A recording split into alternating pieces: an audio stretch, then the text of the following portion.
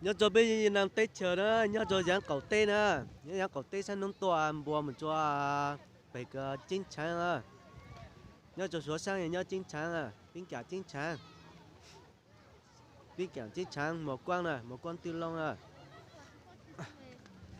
rồi cho bây giờ chẳng bây giờ gì nào hú bây lúc kia là phải cứ khẩu chỉ manh à cứ khẩu chỉ manh nhớ cho bây sang này à nhớ cho đợt nó chơi gió gần là phải có tê sang nông tuần đó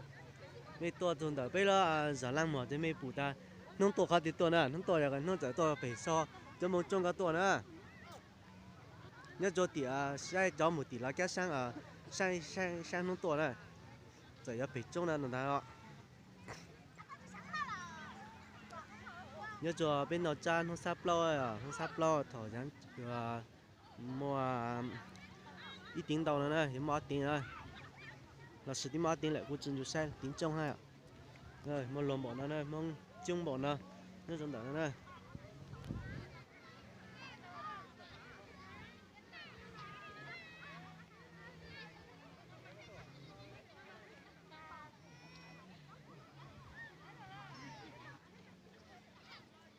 cú chảo cho sang nông tua này cú chảo cho sang nông tua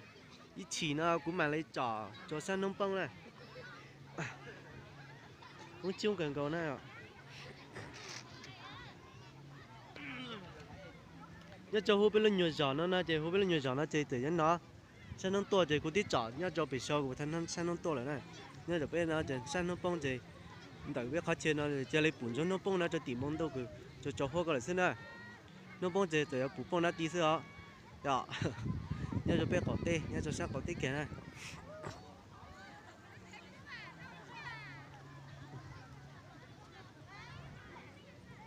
nhớ cho siêu áp sát mình có ai ạ siêu áp sát mình có ai này nhưng mà nó sắp lâu này nó cha này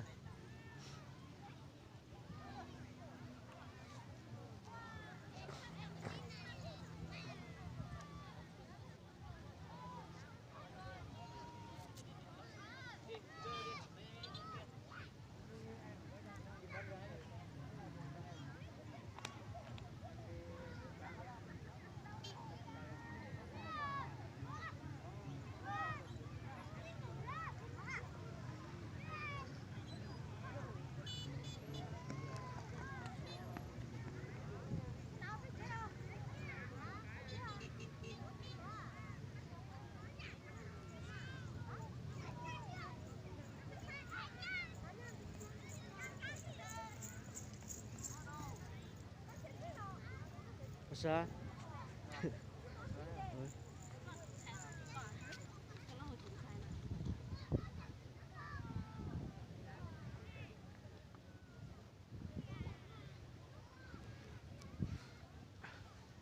đó cứ mua lò là như mua lò hay ăn nữa,但是人的cứ luôn đồ chỉ sáng này ạ, luôn đồ chỉ sáng ấy, mình nhớ cho hoa ạ, nhớ cho sau nó là chỉ quy tao xa lại ha, nhớ cho đó cứ sáng nông tuần này quy nhớ cho tao xa lại ha, cho hoa giò lại, nhớ cho dán cho cái này, quy mà tìm một cho ít chị của mà hạt cho mấy ta,